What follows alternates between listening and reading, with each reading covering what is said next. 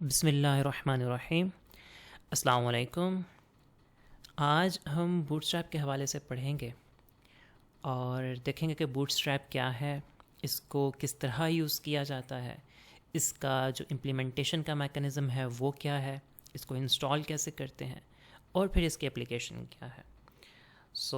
इन सब चीज़ों को हम one by one go through करेंगे और आपको एक कंप्लीट ओवरव्यू देने की कोशिश करेंगे। स्टार्ट करते हैं। बूटस्ट्रैप हम वेब डेवलपमेंट में यूज़ करते हैं और वेब डेवलपमेंट में हम फ्रंट एंड डेवलप करते हुए यूज़ करते हैं बूटस्ट्रैप को।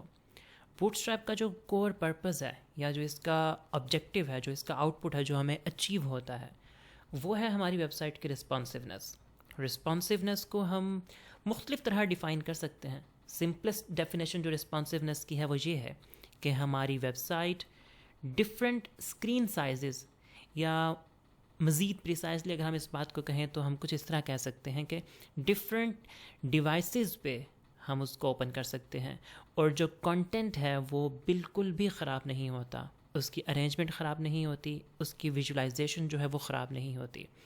कंटेंट जो है, वेबसाइट जो है वो अपने आप को डिफरेंट डिवाइसेस के मुताबिक, डिफरेंट स्क्रीन साइजेस के अकॉर्डिंग ख़ुद को अरेंज कर लेता है। बूटस्ट्रैप से हम रिस्पॉन्सिवनेस अचीव करते हैं और इसी पर्पज़ के लिए हम बूटस्ट्रैप यूज़ करते हैं। बूटस्ट्रैप इंट्रोड्यूस करवाया था ट्विटर ने, इसको हम ट्विटर बूटस्ट्रैप या बूटस्ट्रैप बाय ट्विटर भी कहते हैं। बूटस्ट्रैप एक फ्रेमवर्क है जिसके फंडामेंटल्स जो हैं वो CSS और जावास्क्रिप्ट पे बेस करते हैं। अगर हमें जावास्क्रिप्ट की इम्प्लीमेंटेशन का नहीं भी पता, अगर हमें जावास्क्रिप्ट नहीं आती तो भी हम बूटस्ट्रैप को इम्प्लीमेंट कर सकते हैं। उसके लिए हमें बेसिक CSS का नॉलेज होना बहुत ज़रूरी है। हमें पता होना चाहिए कि CSS में क्लासेस किस तरह बनाई जाती हैं, उनको यूज़ किस तरह किया जाता है। आई बिलीव कि आप लोगों को CSS में क्लासेस क्रिएट करने का पता है और उनको यूज़ करने का पता है। हम इस बेस नॉलेज को कंसिडर करते हुए हम बूटस्ट्रैप को पढ़ना शुरू करेंगे। बूटस्ट्रैप हमें रिस्पॉन्सिवनेस प्रोवाइड करता है। बूटस्ट्रैप एक फ्रेमवर्क है जो कि प्री डिफाइंड CSS पे बेस करता है। इसमें CSS की क्लासेस को पहले से डिफ़ाइन किया गया है एक मैकेनिज़्म के थ्रू, एक मैकेनिज़्म के अकॉर्डिंग, और उन क्लासेस को यूज़ करते हुए हम अपनी वेबसाइट को रिस्पॉन्सिव बना सकते हैं। बूटस्ट्रैप को यूज़ कैसे करेंगे? सबसे पहले तो हमें बूटस्ट्रैप इंस्टॉल करना है। बूटस्ट्रैप को इंस्टॉल करना बहुत आसान है। हम यहाँ गूगल में आएंगे और यहाँ पे बूटस्ट्रैप या बूटस्ट्रैप ट्विटर या बूटस्ट्रैप बाय ट्विटर या सिर्फ बूटस्ट्रैप CSS लिख के भी एंटर करें तो हमें बूटस्ट्रैप का लिंक मिल जाएगा, ठीक है, जहाँ से हम बूटस्ट्रैप को इंस्टॉल कर सकते हैं अपनी वेबसाइट में। इंस्टॉलेशन ये एक फैंसी वर्ड है बूटस्ट्रैप को यूज़ करने के लिए अपनी वेबसाइट में। एक्चुअली करना क्या है कि हमें पता है बूटस्ट्रैप बेस करता है CSS और जावास्क्रिप्ट पे, और बूटस्ट्रैप में प्री डिफाइंड CSS और प्री डिफाइंड जावास्क्रिप्ट है। हमें वो प्री डिफाइंड CSS और प्री डिफाइंड जावास्क्रिप्ट की फ़ाइल चाहिए। उन फाइल्स को हम अपनी वेबसाइट में या अपने वेब पेज में लिंक कर लेंगे। That's what the installation of bootstrap means. Okay, इसको इंस्टॉल करना बहुत आसान है। यहाँ जो हमारे पास पहला लिंक है getbootstrap.com का, इस पर हम टैप करेंगे, इसको ओपन कर लेंगे। यहाँ आपको इंस्टॉलेशन का या डाउनलोड का कोई मैकेनिज़्म मिल जाएगा। अगर आप टॉप राइट साइड पे देखें तो करंट वर्जन है वर्जन 5.3। अगर आप किसी और वर्जन में डील करना चाहते हैं तो आप उसको चूज़ कर सकते हैं, ठीक है। बेहतर यही है कि जो करंट वर्जन है उसी को कंसिडर किया जाए, हम उसी के साथ मूव करेंगे। यहाँ हम नीचे आएँ तो यहाँ इंस्टॉलेशन के हवाले से कुछ गाइडलाइंस हमें प्रोवाइड की गई हैं। Install via package manager. Package manager NPM node package manager, हम इसको तो यूज़ नहीं कर रहे हैं, ना ही हम GEM को यूज़ कर रहे हैं। हम पैकेज मैनेजर को तो अभी इग्नोर करेंगे। अभी हमें यही नहीं पता कि पैकेज मैनेजर है क्या चीज़, अभी हम इसको डिस्कस नहीं करेंगे। इंक्लूड वाया CDN, इसके थ्रू हम यूज़ करेंगे बूटस्ट्रैप को। CDN stands for content delivery network. Content delivery network एक मैकेनिज़्म है या एक सर्वर है जो कि आपको सर्विसेज प्रोवाइड करता है डिफरेंट कंटेंट्स की। हम बूटस्ट्रैप को CDN के थ्रू इंस्टॉल करेंगे। मैंने आपको पहले बताया कि बूटस्ट्रैप बेस करता है CSS और जावास्क्रिप्ट की फ़ाइल्स पे, ठीक है। हमें CSS और JS की फ़ाइल्स चाहिए। इन दो फाइल्स को हम अपनी वेबसाइट में लिंक कर लेंगे अपने वेब पेज में ऐड कर लेंगे तो बूटस्ट्रैप इंस्टॉल हो जाएगा। सो सबसे पहले तो हमें एक वेब पेज चाहिए। हम यहाँ आते हैं अपने टेक्स्ट एडिटर में, और यहाँ पे हम बूटस्ट्रैप को यूज़ करते हैं। मैंने पहले से ही अपना प्रोजेक्ट ओपन कर लिया हुआ है। हमने लास्ट लेक्चर में भी बूटस्ट्रैप का इंट्रोडक्शन देखा था, लेक्चर 8 में, और उसी को आज हम एक्सप्लोर करेंगे, उसको रिविज़िट करेंगे, उसको हम गो थ्रू करेंगे डिटेल में, और आज इस टॉपिक पे हम डिटेल डिस्कशन करेंगे कि बूटस्ट्रैप क्या है, ये कैसे इस्तेमाल की जाती है। हम यहाँ पे आज लेक्चर 9 के साथ मूव करने जा रहे हैं। तो हम यहाँ पे एक वेब पेज क्रिएट कर लेते हैं। हम HTML का पेज ही बनाएंगे क्योंकि एक्चुअली तो हमें डेवलप करनी है अपनी वेबसाइट। उस वेबसाइट में हम बूटस्ट्रैप को यूज़ करेंगे। हम bootstrap.html, आप कोई भी नाम दे सकते हैं अपने वेब पेज को, abc.html, एनीथिंग। हम एंटर करेंगे, हमारे पास वेब पेज आ चुका। इस वेब पेज का हम एक बेसिक लेआउट सेट कर लेते हैं। सबसे पहले हम इसकी डॉक टाइप डिफाइन करेंगे, HTML का स्ट्रक्चर डिफाइन करेंगे। So we know that we have head and body inside the HTML. Something like this. Inside the head, we just have a title tag that we have discussed. Bootstrap, introduction to Bootstrap. And inside the, okay, great. Introduction to Bootstrap. So inside the body, we are going to have some content, some content that we need to make that content responsive. So वो बात की बात है, अभी हम उस content की तरफ नहीं जाते। सबसे पहले हम इसकी इंस्टॉलेशन पे बात करेंगे। इंस्टॉलेशन पे बात करने से पहले हम यहाँ पे एक हेडिंग क्रिएट कर लेते हैं, इंट्रोडक्शन टू बूटस्ट्रैप, या अगर हम चाहें तो हम कुछ कंटेंट भी ऐड कर सकते हैं अपने वेब पेज में, जस्ट टू डिमॉन्स्ट्रेट दैट कि बूटस्ट्रैप इंस्टॉल हो गया है या बूटस्ट्रैप इंस्टॉल नहीं हुआ। I got some content inside my website. इसको अगर मैं प्रीव्यू करना चाहूँ तो मैं इसे प्रीव्यू कर सकता हूँ ऑब्वियसली।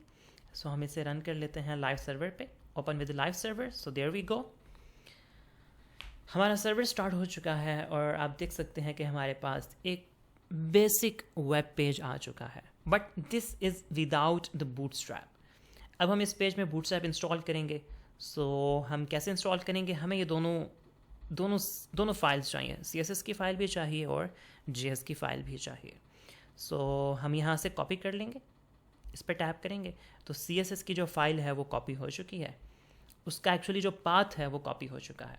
ठीक है, हम CSS को कहाँ इंक्लूड करते हैं, we know that we include CSS inside the head tag. यहाँ पे आके हम पेस्ट कर देंगे।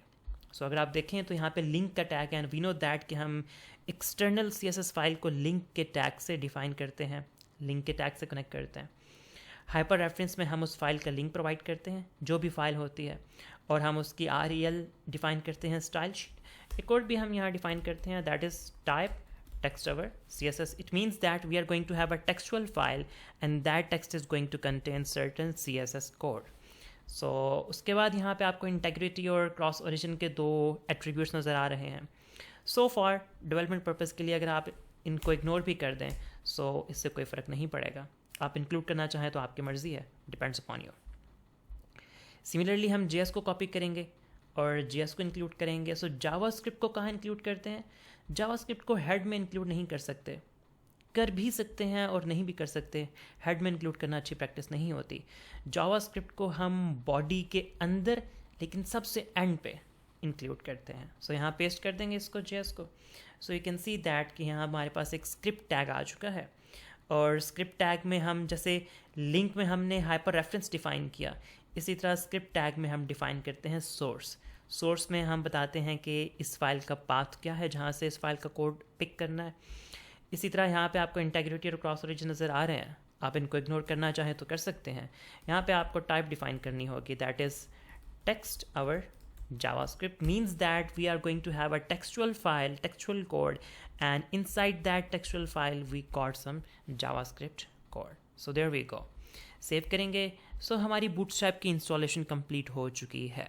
हम अगर अपने वेब पेज में आए तो आप यहाँ देख सकते हैं कि अब इसकी जो डिज़ाइनिंग है वो चेंज हो चुकी है। डिज़ाइनिंग में क्या चेंज आया, आप देख सकते हैं कि यहाँ पे जो स्पेसिस थी बाय डिफ़ॉल्ट वो ख़त्म हो चुकी हैं, जो इसका डिफ़ॉल्ट फॉन्ट था वो भी चेंज हो चुका है, and there are certain other changes जो कि डिफ़ॉल्ट टैग्स पे इम्प्लीमेंट हो चुकी हैं। बट उन इन इन डिफरेंसेस का, इन चेंजेस का हमें कोई ख़ास फ़र्क नहीं है। हमें जो एक्चुअली रिक्वायर है वो क्या है, वो हमें इसकी रिस्पॉन्सिवनेस है। रिस्पॉन्सिवनेस इन टर्म्स दैट कि हम इस वेबसाइट को डिफरेंट डिवाइसेस पे अगर ओपन करें तो अच्छे से वर्क करें। सो हम इसकी रिस्पॉन्सिवनेस अप्लाई करने से पहले तो हमें सीखना है, हमें ये चीज़ अंडरस्टैंड करनी है, ऑब्जर्व करनी है कि बूटस्ट्रैप वर्क कैसे करता है।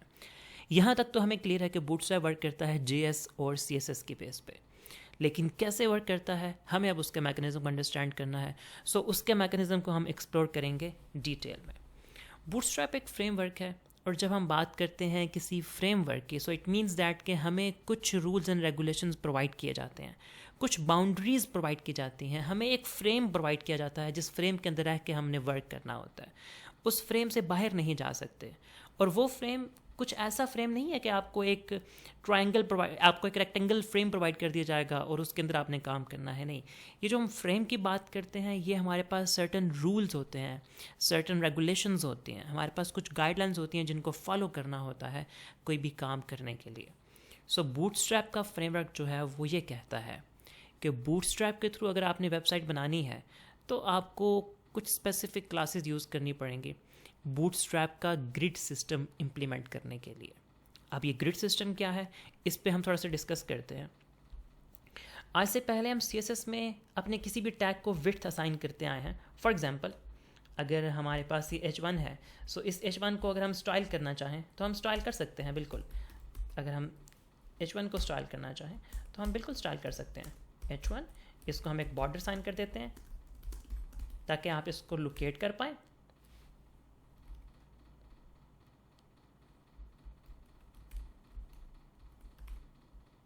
Okay, so hold on.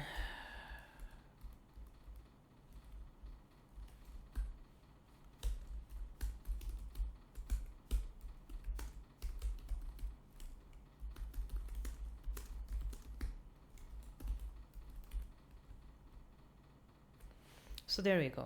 ये रहा हमारा H1 जिसको हमने एक बॉर्डर साइन कर दिया। इसको हम थोड़ा सा मार्जिन साइन कर देते हैं, एंड इसकी हम एक विड्थ डिफाइन कर देते हैं, let's suppose 100 pixel. So there we go, ये रहा हमारा H1। इसकी विड्थ थोड़ी सी इंक्रीज़ कर देते हैं ताकि कंटेंट जो है वो विजिबल हो जाए। सो हमने इसको विड्थ असाइन कर दी 300 पिक्सल्स। ओके फाइन, बट हम इसको एक और तरह भी विड्थ असाइन कर सकते हैं, लेट्स सपोज 30%। सो हमने इसको 30% साइन कर दी, स्टिल वी आर देयर। अगर हम इसको 50% साइन कर दें, so you will see that कि इसका बॉक्स जो है वो 50% of the screen width assign हो चुका है। या फिर हमारे पास और भी हमारे पास यूनिट्स हैं मेजरमेंट्स असाइन करने के लिए। For example point, for example EM, for example RM, for example REM। हमारे पास इस तरह के बहुत से यूनिट्स हैं, और वो यूनिट्स क्या हैं, वो यूनिट्स इसी तरह वर्क करते हैं पिक्सल्स की बेस पे या परसेंटेज की बेस पे। लेकिन बूटस्ट्रैप कहता है कि हम अपनी डिवाइस में कंटेंट्स को इस तरह, अपनी वेबसाइट में कंटेंट को इस तरह से विड्थ असाइन नहीं करेंगे, या हाइट असाइन नहीं करेंगे, या मेजरमेंट्स इस तरह से असाइन नहीं करेंगे। बूटस्ट्रैप हमें मेजरमेंट्स का एक और मैकेनिज्म देता है। जैसे कि हमने परसेंटेज में देखा, अगर हमने इसको 50% विड्थ असाइन की थी तो आप देख सकते हैं कि 50% में हाफ ऑफ द स्क्रीन उसको असाइन हो गई थी, जबकि हाफ ऑफ द स्क्रीन उसको असाइन नहीं हुई थी। बूटस्ट्रैप कुछ इसी तरह से परसेंटेज में डील करता है, लेकिन अपना एक स्टैंडर्ड डिफाइन करते हुए, अपना एक स्टैंडर्ड यूज़ करते हुए। वो स्टैंडर्ड क्या है? बूटस्ट्रैप कहता है कि हमारे पास स्क्रीन साइज जो भी हो, whether it's a laptop, it's a desktop, it's a tablet, tab, iPad, mobile phone, whatever the screen size is, the screen will be divided into equal 12 columns. आपकी जो स्क्रीन होगी वो इक्वली 12 कॉलम्स में divide हो जाएगी, चाहे mobile device है या चाहे आपके पास कोई बहुत बड़ा प्रोजेक्टर है, कुछ भी है, आपकी स्क्रीन 12 कॉलम्स में डिवाइड हो जाएगी और आप उन 12 कॉलम्स में रोज़ क्रिएट करके अपना कंटेंट प्लेस कर सकते हैं और आप उसमें काम कर सकते हैं. सो ये बूटस्ट्रैप का ग्रिड सिस्टम है. बूटस्ट्रैप का ग्रिड सिस्टम आपकी होल स्क्रीन की विड्थ को इक्वल 12 कॉलम्स में डिवाइड कर देता है. जब इक्वल 12 कॉलम्स डिवाइड कर देगा होल स्क्रीन को, सो इससे रिस्पॉन्सिवनेस अचीव हो जाती है. किस तरह? जैसे कि आपने इसको 50% विड्थ असाइन कर दी, आप इसे 12 कॉलम्स में डील कर सकते हैं. ठीक है, अगर आप लैपटॉप पे हैं, आपने इसको 10 कॉलम्स असाइन कर दिए, सो ये स्मॉल स्क्रीन पे भी 10 कॉलम्स अटेन करेगा और 12 कॉलम्स स्मॉल स्क्रीन के अकॉर्डिंग अटेन करेगा. इसका फ़ायदा क्या होगा? इसका फ़ायदा ये होगा कि आपका बॉक्स फ्लेक्सिबल बन जाएगा. बड़ी स्क्रीन पे वो बड़ा नज़र आएगा और छोटी स्क्रीन पे वो छोटा नज़र आएगा. अपनी विड्थ को वो एडजस्ट कर लेगा. सो जब एडजस्टेबल विड्थ असाइन हो जाएगी तो आपके जो कंपोनेंट्स हैं वो ख़ुद को अरेंज करना शुरू कर देंगे और इससे आपकी वेबसाइट रिस्पॉन्सिव होना शुरू हो जाएगी. But the main question is that how the grid system of a bootstrap, the 12 column grid system, how it works. So that's the main thing and that's what we are going to explore in the detail. हम आते हैं अपने text editor में. जो हमने H1 को style किया उसको यहाँ से रिमूव करते हैं और हम कोड करना शुरू करते हैं. सो ये हमारी वेबसाइट है, ये हमारी वेबसाइट का कंटेंट है. इस कंटेंट को हम इस तरह से यूज़ नहीं करेंगे. इस कंटेंट को हम यहाँ से करेंगे रिमूव. हमें सबसे पहले तो बूटस्ट्रैप का ग्रिड सिस्टम क्रिएट करना है. बूटस्ट्रैप का ग्रिड सिस्टम हम अपनी मर्ज़ी से अपने स्टाइल में क्रिएट नहीं कर सकते. हमें बूटस्ट्रैप के रूल्स एंड रेगुलेशंस, क्योंकि बूटस्ट्रैप के फ्रेमवर्क है और वो फ्रेमवर्क हमें रूल्स एंड रेगुलेशंस प्रोवाइड कर रहा है, वो एक मैकेनिज्म प्रोवाइड कर रहा है. सो हमें वो मैकेनिज्म फॉलो करना है. But the question is that how that mechanism work. So that mechanism works in the form of classes. हमारे पास मुख्तलिफ तरह की क्लासेस हैं उस ग्रिड सिस्टम को क्रिएट करने के लिए.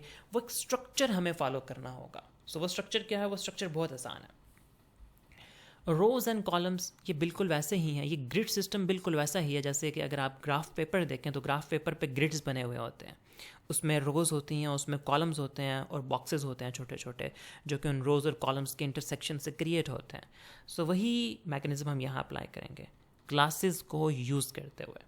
सो यहाँ पे हमें सबसे ज़्यादा जिस चीज़ की ज़रूरत है वो है डिव टैग्स. सो डिव टैग्स को हम यूज़ करेंगे. सॉरी, आई थिंक मुझे सजेशंस ऑफ कर देनी चाहिए. सो मैं इंटरनेट को डिस्कनेक्ट कर रहा हूँ ताकि हमें ये सजेशंस ना मिलें. सो बूटस्ट्रैप में हम डिविजन्स में काम करते हैं, डिव टैग्स को यूज़ करते हैं, या हम ब्लॉक लेवल टैग्स को यूज़ कर सकते हैं डिवीजन्स के लिए. फॉर एग्जांपल हमारे पास सेक्शन टैग्स हैं, हमारे पास नैव है, हेडर है, मेन है. इस तरह के जो सेक्शंस टैग्स हैं डिवीजन्स क्रिएट करने के लिए हम उन्हें यूज़ करेंगे. सो बूटस्ट्रैप का ग्रिड सिस्टम कहता है कि हमें फर्स्ट ऑफ ऑल एक डिवीजन चाहिए. इसको हम एक क्लास असाइन करते हैं कंटेनर की. सो कंटेनर की जो क्लास है वो हम असाइन करेंगे. ओके, सो हम लाइव यूज़ कर रहे हैं बूटस्ट्रैप को, तो उसमें सबसे बड़ा एक प्रॉब्लम ये है कि अगर नेट हम डिस्कनेक्ट कर देंगे तो हम इसको यूज़ नहीं कर पाएंगे. सो हम इसको यूज़ करने का एक और मैकेनिज्म देखते हैं कि इसको ऑफलाइन कैसे यूज़ किया जा सकता है. For the sake of that मैं टेम्परेरीली अपना नेटवर्क कनेक्ट कर रहा हूँ ताकि मैं आपको बता सकूँ कि या आप इसको ऑफलाइन कैसे यूज़ कर सकते हैं. सो एक्चुअली हमें ये 2 फाइल्स चाहिए. एक CSS की फ़ाइल, सो इसको हम डाउनलोड करेंगे. इस लिंक को कॉपी करके हम यहाँ ओपन करेंगे. सो आप देख सकते हैं इस लिंक के अगेंस्ट हमारे पास CSS का कोड अवेलेबल है. आप इसको Ctrl+A से CTRL+A से सेलेक्ट कर लें, कंट्रोल ऑल करके, और फिर इसको आप कॉपी कर सकते हैं. जब आपने ये फाइल कॉपी कर ली, ये कोड कॉपी कर लिया, so we know that this is the code of CSS. So आप इसको न्यू फाइल क्रिएट करें और यहाँ पेस्ट कर दें. ये CSS का कोड है, ठीक है. सो इसको हम सेव करेंगे. हम जहाँ भी सेव करना चाहें वहाँ सेव कर सकते हैं. लेट्स सपोज हम इसको अपने प्रोजेक्ट में सेव कर लेते हैं. हमें पता है हमारा प्रोजेक्ट डेस्कटॉप पे है, ट्रेनिंग्स में है और वेब डेवलपमेंट, और यहाँ पे हमारा प्रोजेक्ट है. सो हम यहाँ फाइल्स हैं हमारे पास, यहाँ पे हम काम कर रहे हैं.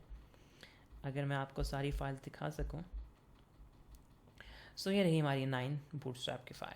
सो यहाँ पे हम इसको डाउनलोड कर लेंगे. लेट्स सपोज इसको हम कहते हैं bootstrap.css. CSS मेंशन करना ज़रूरी है क्योंकि ये CSS की फ़ाइल है.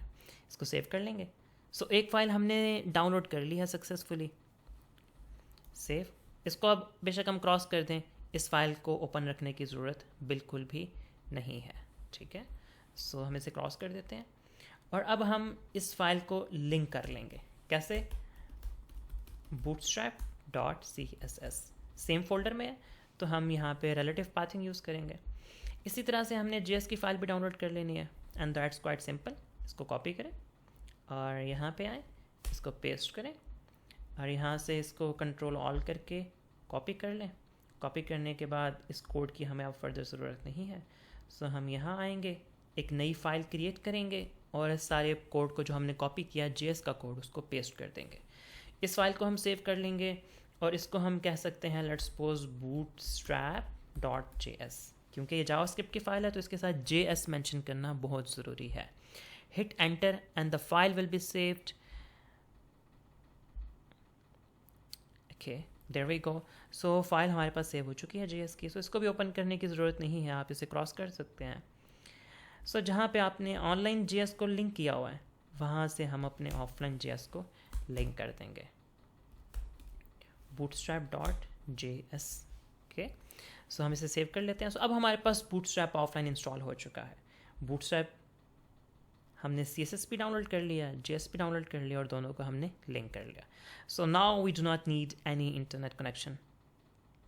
हम इसको डिस्कनेक्ट कर देंगे ताकि हमें AI सजेशंस मिलना स्टॉप हो जाए। सो bootstrap का स्ट्रक्चर ये कहता है कि हमारे पास एक डिवीजन होगी और उस डिवीजन में हमने कंटेनर की क्लास असाइन करनी है। जब कंटेनर की क्लास असाइन कर लें तो फिर हमें बूटस्ट्रैप इनेबल कर देता है एक फंक्शनैलिटी, और वो क्या कि हम रोज़ क्रिएट कर सकते हैं। देखें, ग्रिड सिस्टम हमारे पास रोज़ इनटू कॉलम्स होता है। सो हम रोज़ क्रिएट कर सकते हैं। उसके लिए हमें एक डिवीजन बनानी है और उसको क्लास असाइन करनी है रो की। हमारे कोड में मल्टीपल रोज़ हो सकती हैं, row 1, row 2, 3, 4, 5 up to so on.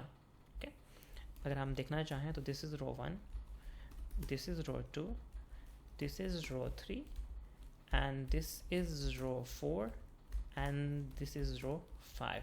इसको सेव करें, आप यहाँ पे आए तो आप देख सकते हैं आपके पास 5 रोज़ आ चुकी हैं। ओके, सिर्फ रो के टैग से कोई फ़र्क नहीं पड़ने वाला। हाँ, आप इसको लोकेट कर सकते हैं। यहाँ पे हम एक कोर क्लास साइन कर सकते हैं, हम इसको देखने के लिए कि ये रो कहाँ पे है। इसको बॉर्डर की क्लास साइन कर देते हैं। Now you can see that these are the 5 rows, row 1, 2, 3, 4 and 5। So अब देखें, सबसे पहली बात, बूटस्ट्रैप में बिल्ट इन क्लासेस हैं। जैसे कंटेनर की क्लास बिल्ट इन है, रो की क्लास बिल्ट इन है, बॉर्डर की क्लास बिल्ट इन है। ऐसे ही हमारे पास बूटस्ट्रैप में और बहुत सी क्लासेस हैं जो बिल्ट इन है। 100 and thousands ऑफ क्लासेस हैं जो बिल्ट इन है। उन्हीं को हम यूज़ करते हुए बूटस्ट्रैप को यूटिलाइज करते हैं। लेकिन अभी हम बूटस्ट्रैप की main thing that is the grid system. So grid system को पढ़ने की कोशिश कर रहे हैं। सो अभी हम उन्हीं क्लासेस को ऑब्जर्व करेंगे जो ग्रिड सिस्टम से बिलोंग करती हैं। सो ग्रिड सिस्टम से पहली क्लास जो बिलोंग करती है दैट इज़ कंटेनर। कंटेनर के अंदर जो दूसरी क्लास है वो रो की क्लास है। रो के अंदर फिर हमने क्या करना है, हमने कॉलम्स क्रिएट करने हैं। And we know that as I have already discuss the bootstrap contains 12 columns in a row. एक रो में आपके पास मैक्सिमम 12 कॉलम्स हैं। एक रो को आप मैक्सिमम 12 इक्वल कॉलम्स में डिवाइड कर सकते हैं। लेकिन ये किस तरह कर सकते हैं? इट मीन्स दैट आपके पास 12 डिवीजन्स आ सकती हैं। कैसे आ सकती हैं? जैसे कि दिस इज़ बॉक्स 1, या आप डिवीजन 1, या इसको आप कह सकते हैं कॉल 1, ठीक है। इसको आप कॉल 2 कह लें। This is call 3, this is call 4, this is call 5 and up to so on, 6, 7, 8, 9, 10, 11 and call 12। so हमारे पास 1, 2, 3, 4, 5, 6, 7, 8, 9, 10, 11 and 12 कॉलम्स आ गए एक रो के अंदर। बट अब आप देख सकते हैं कि ये जो 12 कॉलम्स हैं ये एक दूसरे के नीचे आ गए हैं, इंस्टेड ऑफ कि ये एक दूसरे के राइट लेफ्ट अरेंज करते हैं अपने आप को। सो ग्रिड सिस्टम में एक कोर क्लास जो इन्वॉल्व होती है वो इन्वॉल्व होती है कॉलम्स की क्लास। ये कॉल 1 तो कंटेंट है हमारे डिव टैग के अंदर, कंटेंट से फ़र्क नहीं पड़ता। ग्रिड सिस्टम डिफाइन होगा क्लासेस की बेस पे। कंटेनर के अंदर रो के अंदर हमें कॉलम्स की क्लास डिफाइन करनी पड़ेगी। कैसे? Col dash one.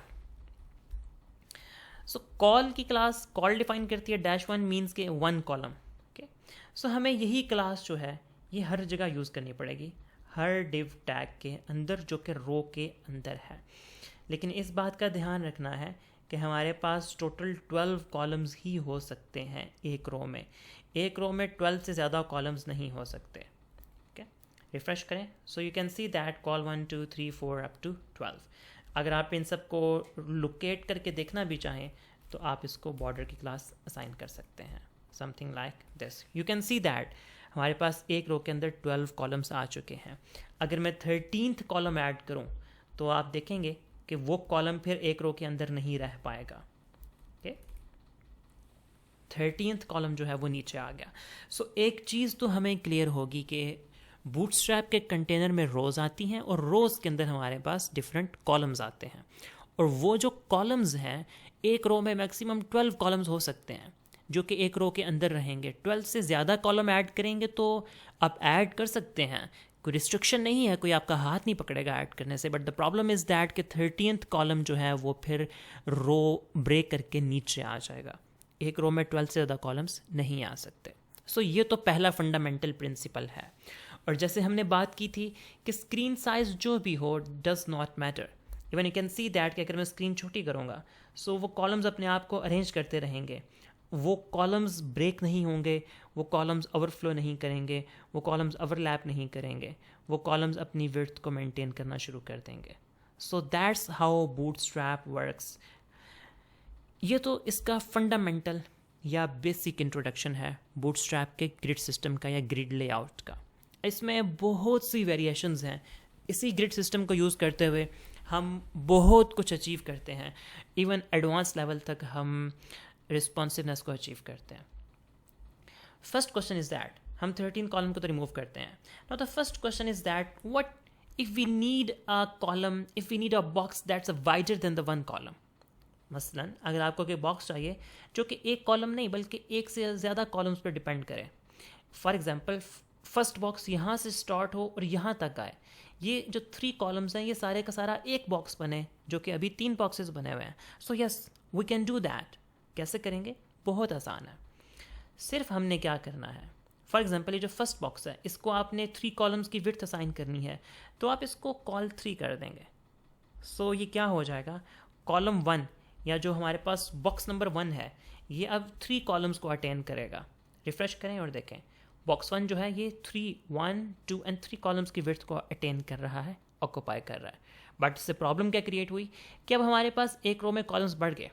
3 कॉलम्स तो इसके हैं 4 5 6 7 8 9 10 11 12 कॉलम्स असाइन हो गए एक रो में।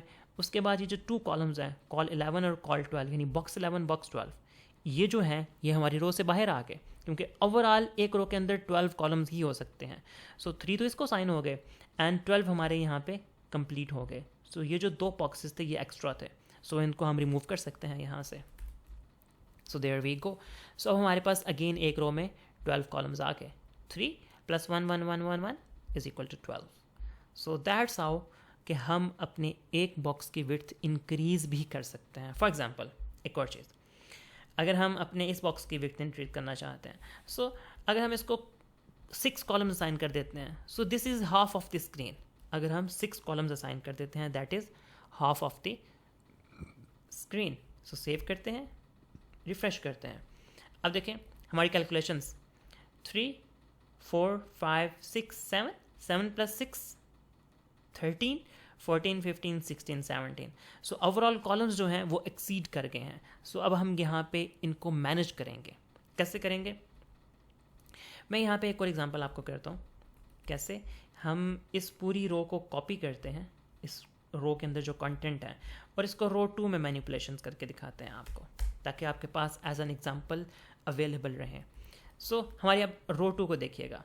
रो 2 में हम अब डिफरेंट वेरिएशंस देखते हैं। फॉर एग्जांपल सबसे पहली वेरिएशन जो है वो हम ऐसे देखते हैं कि हमारे पास बॉक्स 1 है और बॉक्स 2 है, और दोनों बॉक्सेस जो हैं वो इक्वली 6 कॉलम्स को अटेंड कर रहे हैं।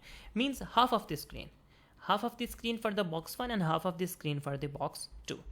इवन अगर हम इसको रिसाइज करें, हम इसको स्मॉलर साइज़ पे लेके आएँ तो भी देख सकते हैं जो रो 2 है हमारे पास ये इक्वली 6 यानी 50-50% डिवाइड हो चुकी है।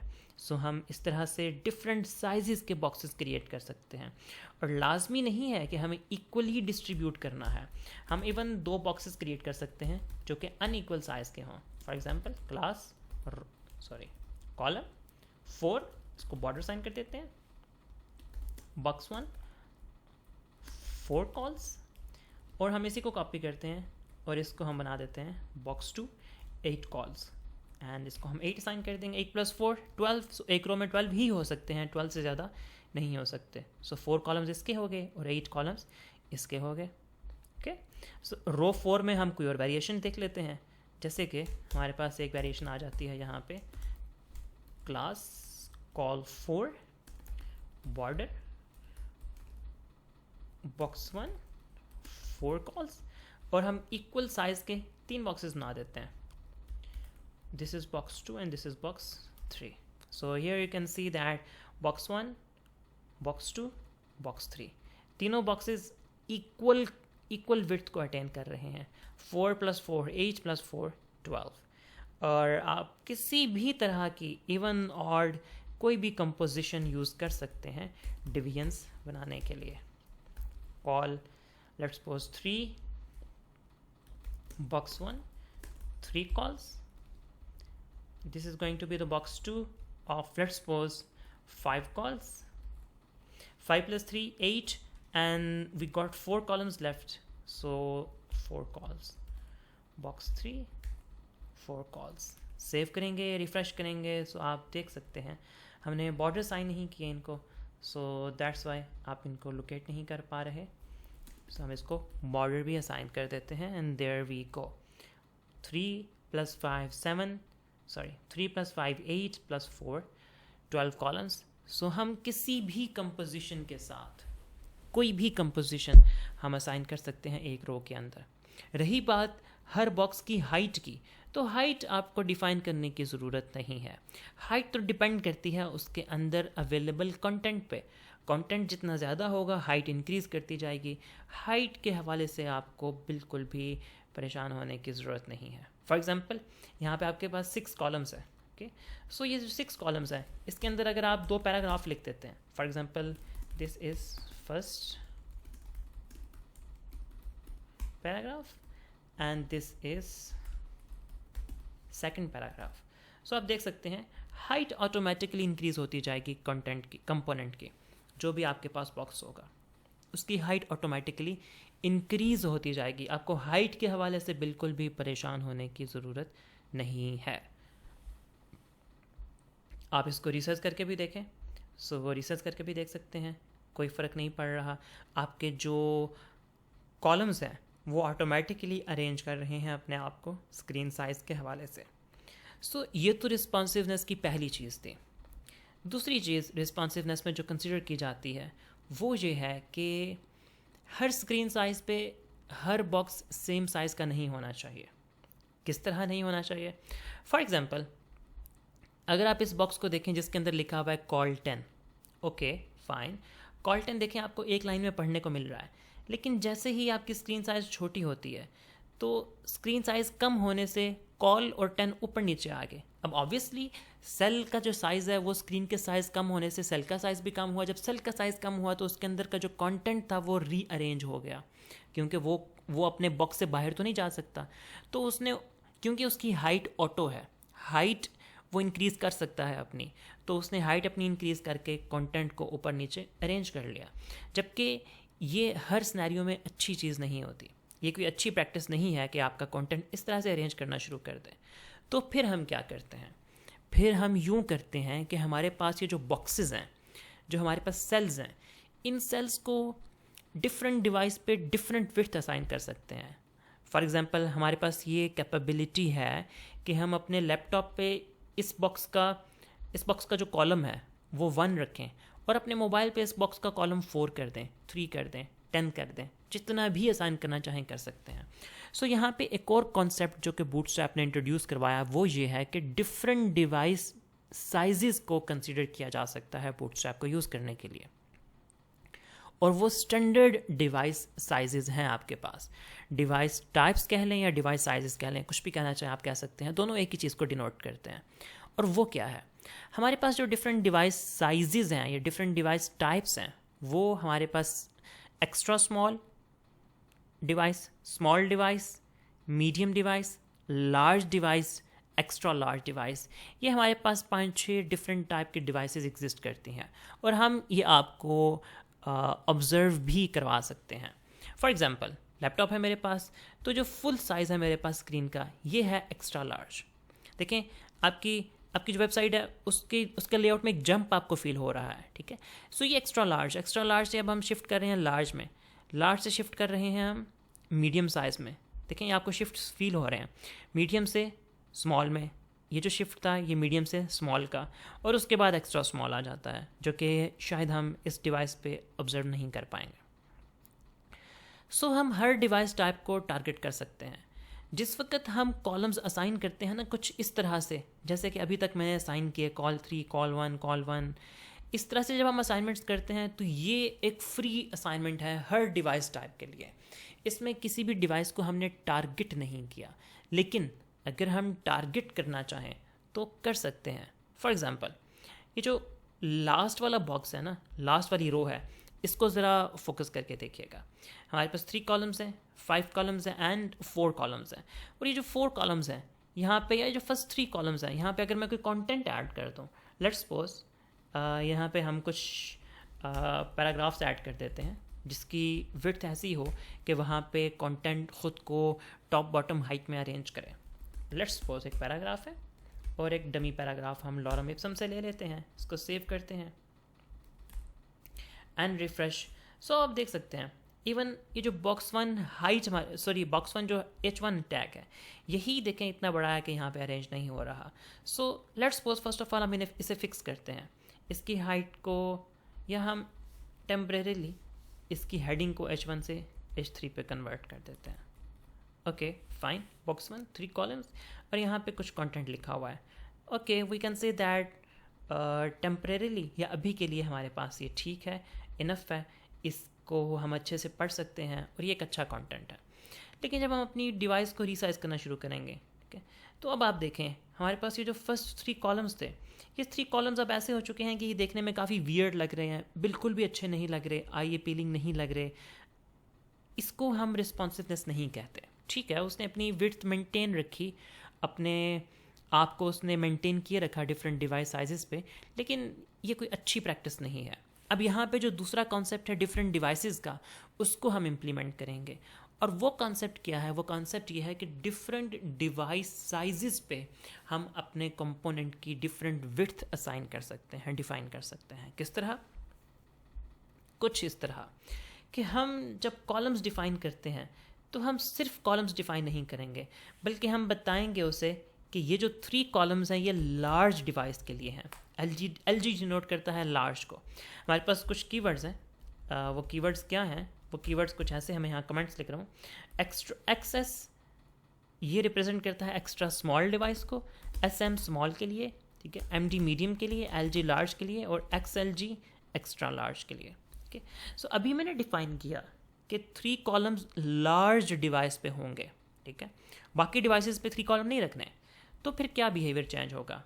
अगर मैं आपको ये यहाँ दिखाऊँ ना, तो देखें अब हमारे पास फुल विड्थ है, ठीक है, एक्स्ट्रा लार्ज से हम ये एक्स्ट्रा लार्ज नहीं बल्कि लार्ज है, ठीक है। सो मेरा जो लैपटॉप है ये एक्स्ट्रा लार्ज नहीं डिवाइस, ये लार्ज डिवाइस है।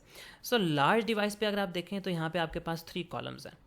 इसको जैसे ही मैं रीसाइज करके मीडियम पे आता हूँ, ये लार्ज से मीडियम का शिफ्ट, या अगर हम इसके जूम को ऑफ कर दें तो हम शायद अच्छे से ऑब्जर्व कर सकें। ओके, अब ठीक है, ठीक है, एक्स्ट्रा लार्ज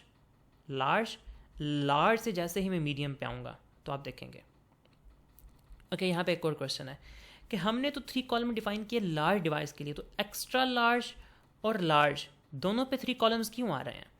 ये एक प्रिंसिपल है बूटस्ट्रैप का, और वो ये कि आप जिस डिवाइस के लिए डिफ़ाइन करते हैं, जिस डिवाइस साइज़ के लिए, उस साइज़ को भी वही कॉलम असाइन होंगे और उससे अपर को ऑटोमेटिकली वही असाइन हो जाएंगे। जैसे कि मैंने लार्ज को डिफ़ाइन किया 3, लेकिन एक्स्ट्रा लार्ज मैंने डिफाइन नहीं किया, सो एक्स्ट्रा लार्ज को उसने ऑटोमेटिकली 3 कॉलम असाइन कर दिए। हाँ, अगर मैं मैनुअली चाहूँ तो मैं डिफाइन कर सकता हूँ एक्स्ट्रा लार्ज के लिए अलग से, ठीक है, मैं डिफाइन कर सकता हूँ कॉल XLG, लेट्स सपोज कुछ और।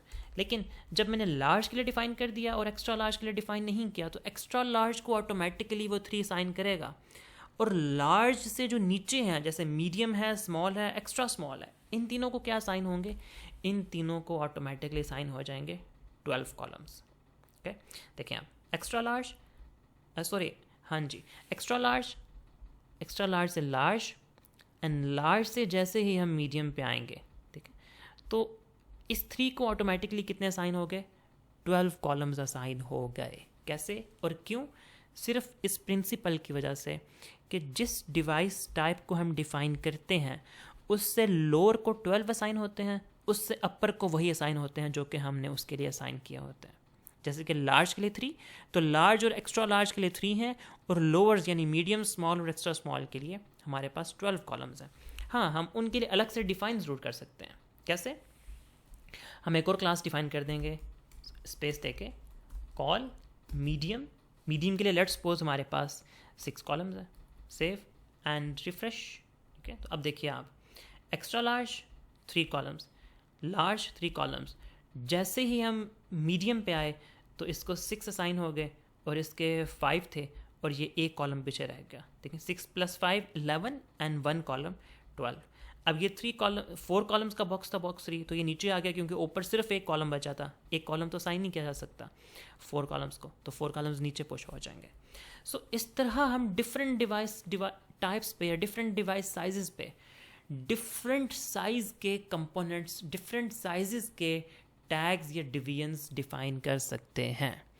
और फिर हम सिर्फ उसको नहीं बल्कि बाकी टैग्स को भी उसी तरह असाइन करते हैं ताकि मेंटेन रह पाए। ठीक है, लेट्स सपोज इसको हमने कॉलम LG के लिए 5 रखा था, बट हम कॉल स्मॉल के लिए इसको कॉल मीडियम के लिए इसको कह देते हैं 6। ओके, सो अब देखिएगा आप, लार्ज एक्स्ट्रा लार्ज डिवाइस, ठीक है, 3 5 4, मीडियम डिवाइस 3 5 4, फाइन। लेकिन एक्स्ट्रा लार्ज 3 5 4, लार्ज से जैसे ही मीडियम का शिफ्ट आएगा तो देखिए 6 इसके और 6 इसके। ओके, और ये जो नीचे 4 कॉलम्स थे इनको हम जैसे भी अरेंज करना चाहें उस तरह अरेंज कर सकते हैं, जैसे कि LG के लिए 4 और कॉल MD के लिए 12। Save and refresh. So medium या मीडियम से लेस जितने भी होंगे उसके लिए ये 12 रहेगा, और ये जो है ये मीडियम के लिए 6 और मीडियम के लिए 6 असाइन हो जाएंगे। ठीक है, और जैसे ही मीडियम से स्मॉल पे आएंगे तो इसको भी 12 असाइन हो जाएंगे और इसको भी 12 असाइन हो जाएंगे, क्योंकि हमने स्मॉल को तो टारगेट ही नहीं किया अभी। सो जिसको टारगेट नहीं करते वो जो लोअर्स डिवाइस टाइप्स होती हैं उनको ऑटोमेटिकली 12 असाइन होते हैं। सो इस तरह से हम डिफरेंट डिवाइस साइजेस पे, डिफरेंट डिवाइस टाइप्स पे हम डिफरेंट विड्थ के, डिफरेंट साइज के हम अपने कंपोनेंट्स, अपने टैग्स डिफाइन कर सकते हैं। सो ये है वो रिस्पॉन्सिवनेस जो कि बूटस्ट्रैप आपको प्रोवाइड करता है। सो अगेन, बूटस्ट्रैप की जो रिस्पॉन्सिवनेस है वो डिपेंड करती है किस चीज़ पे, वो डिपेंड करती है आपके ग्रिड लेआउट सिस्टम पे। और ग्रिड लेआउट सिस्टम क्या है? ग्रिड लेआउट सिस्टम सिर्फ और सिर्फ 3 क्लासेस पे बेस करता है, और वो क्या कहता है, उसका एक मैकेनिज्म है। उसका मैकेनिज्म कहता है कि सबसे पहले आपको आउटर एक कंटेनर चाहिए, जिस कंटेनर के अंदर आपने सारा ग्रिड क्रिएट करना है। और ग्रिड क्रिएट कैसे होगा? आपके रोज से और रोज के अंदर कॉलम से। सो हमने वही यहाँ पे इम्प्लीमेंट किया। आप देखें तो टॉप पे हमारे पास एक कंटेनर है जिसके अंदर हमारे पास सारी वेबसाइट पड़ी हुई है, और ये जो कंटेनर है इस कंटेनर के अंदर 5 रोज़ हैं। आप 5, 3, 4, 10, 20, 100, 1000 रोज़ क्रिएट कर सकते हैं कंटेनर के अंदर, इससे कोई फ़र्क नहीं पड़ता। जितनी रोज़ क्रिएट करना चाहें आप उतनी रोज़ क्रिएट कर सकते हैं। Second thing is that container के अंदर रो के अंदर हमारे पास जो है वो क्या होगा, हमारे पास रो के अंदर कॉलम्स आएंगे। ठीक है, और रो के अंदर जो कॉलम्स होंगे वो कॉलम्स क्या हैं? एक रो के अंदर मैक्सिमम 12 कॉलम्स हो सकते हैं हर डिवाइस साइज पे। ठीक है, आप उन 12 कॉलम्स को डिफरेंट डिवाइस टाइप्स पे या डिफरेंट डिवाइस साइजेस पे खुद से अरेंज कर सकते हैं, मेंटेन कर सकते हैं उनके विड्थ को, उनके साइज़ को। और वो कैसे कि हमें पता है हमारे पास बूटस्ट्रैप में 5 to 6 साइजेस की डिवाइसेस अवेलेबल हैं। कौन कौन सी? हमारे पास एक्स्ट्रा स्मॉल है, हमारे पास स्मॉल है, मीडियम है, लार्ज है एंड XLG है। सॉरी, एक्सेल से डिनोट करते हैं एक्स्ट्रा लार्ज को। सो आप इन सब डिवाइसेस के लिए अपने किसी भी टैग की डिफरेंट विड्थ असाइन कर सकते हैं। ठीक है, जैसे अगर आप इस टैग को देखें तो ये जो टैग है मीडियम डिवाइस पे 6 कॉलम्स अटेन करेगा, लार्ज डिवाइस पे 3 कॉलम्स अटेन करेगा। ठीक है, ये जो टैग है ये मीडियम डिवाइस पे 6 अटेन करेगा, लार्ज पे 5 अटेन करेगा। आप इससे ज़्यादा भी डिफाइन कर सकते हैं, स्मॉल के लिए अलग से डिफाइन कर सकते हैं, एक्स्ट्रा स्मॉल के लिए और अलग से डिफाइन कर सकते हैं। जैसे कि मैं यहाँ आपको करके दिखा देता हूँ। ठीक है, हमारे पास एक डिवीजन है, ठीक है, जो कि एक रो है। रो के अंदर हमारे पास डिव टैग्स हैं, लेट्स सपोज 1 2 3 4 हैं। ठीक है, और ये 4 टैग्स क्या हैं? ये हमारे पास कॉलम्स हैं। ये हमारे पास लार्ज पे लेट्स सपोज 3 कॉलम्स अटेन कर रहे हैं। ठीक है, और इनके रो भी है, सॉरी बॉर्डर ऑन कर देते हैं ताकि आप इनको विजुअलाइज कर सकें।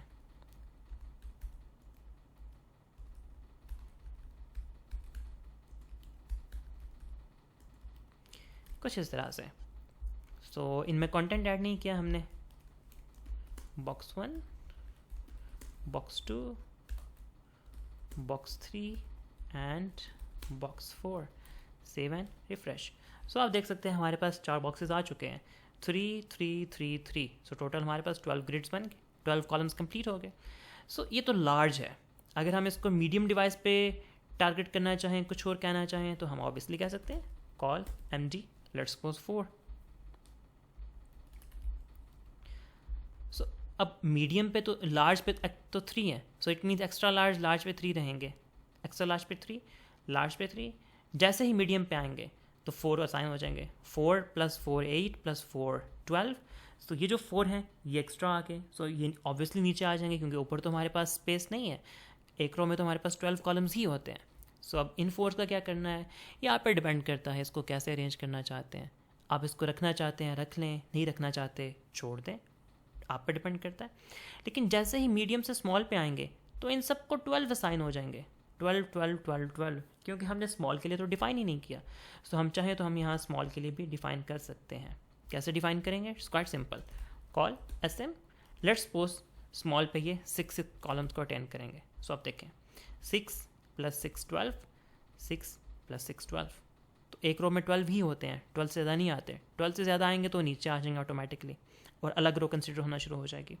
टेक्निकली तो लॉजिकली तो एक ही रो में है, लेकिन वो कंसिडरेशन अलग से होगी। सो अब देखें एक्स्ट्रा लार्ज पे 3, मीडियम पे 4, स्मॉल पे 6 और एक्स्ट्रा स्मॉल पे हमारे पास अगेन 12। एक्स्ट्रा स्मॉल पे खुद से डिफाइन करना चाहें तो कर सकते हैं। सो हम different device types, different device sizes पे डिफरेंट विड्थ के लेआउट्स में हम कंपोनेंट्स डिफाइन कर सकते हैं, और वो कंपोनेंट्स जो हैं वो डिफरेंट डिवाइस पे डिफरेंट विड्थ अटेन कर सकते हैं। सो इस छोटे से कॉन्सेप्ट को यूज़ करते हुए